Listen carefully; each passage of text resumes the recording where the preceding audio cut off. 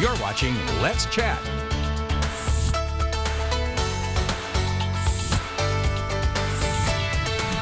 Our money man, Chris Hopkins from Apogee Wealth Partners, joining us this morning, talking about a few things we all need to be aware of. Good to see you, Chris. Thanks for joining us. Merry Christmas.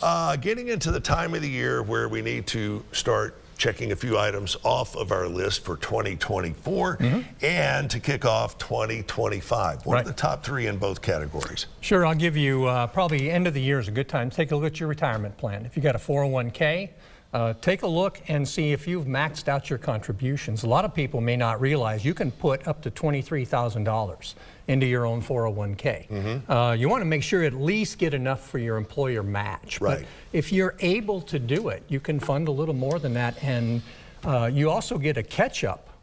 If you're over 50 years old, you can put in an extra $7,500. So take a look. It doesn't have to be out of your employee paycheck. You can do this. You can write it out of any sort of account you have. That's right. You can fund that. So that's important. And then on top of that, you should take a look at how you're invested in your 401k. You know, the S&P 500 has been up almost 60% with reinvested dividends since 2023. So the odds are, if you haven't looked at it, you may be a little out of balance. You may be a little overweight on some of these growth stocks, and perfect time to take a look at rebalancing your portfolio. So with the S&P up the way it is so far this year, is this sustainable? Is it going to continue? Whip out your crystal ball and tell me what you think. Sure. So I think we should be prepared for a little less exuberance in 2025. That would be expected.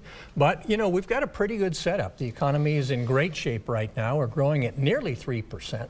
Unemployment is still relatively low. Interest rates are falling. So we're pretty optimistic about equity returns going into 25. But again, with tempered expectations, because you don't get 3 years of double-digit growth very often. Everybody is talking about how pricing is getting a little more back to normal, whatever your particular definition of normal is. So the retail spending is up and through the roof again. Yet, so is consumer credit card debt getting into this time of the year especially. How do those two not make a good marriage? Yeah, exactly. So we know that 65% of consumers use credit cards during the holiday shop, during the Thanksgiving week. And a lot of those credit card balances are stretched. So we know that going into the new year, we want to take a look at our credit balances.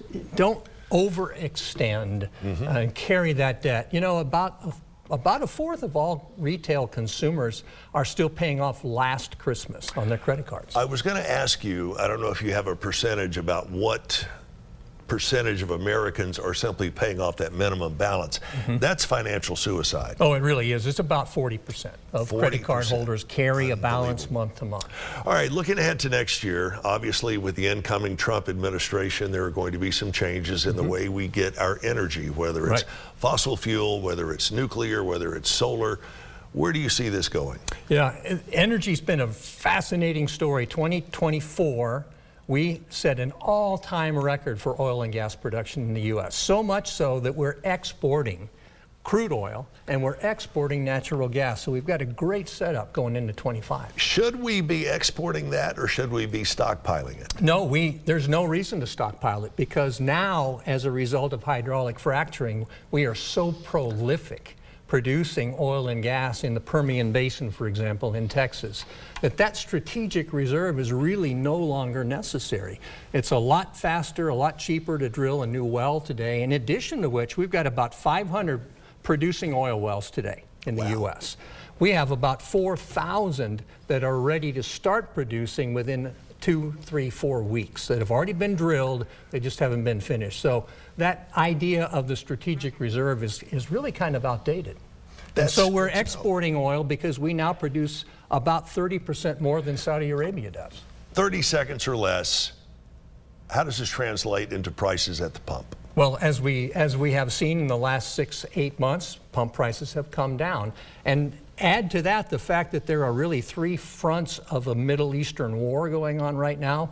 10 years ago, oil would have been $200 a barrel. Right now, it's $70. Wow, that's incredible. Chris, always good to spend some time with you. Check out the guy. He is the official money man, and you can find the official money man at Channel 12's officiallymoneyman.com. No, I'm just kidding. It is, you need to go to Apogee Wealth Partners, their website, Apogee apogeewp.com. apogeewp.com. All right, thanks so much for joining us as we conclude and put the wraps on this edition of Let's Chat. Don't forget to join us later on today. We'll have more on the CEO of the insurance company who was brutally killed up in New York, and more on some changes in the forecast. Amelia and I hope you will join us today starting at noon.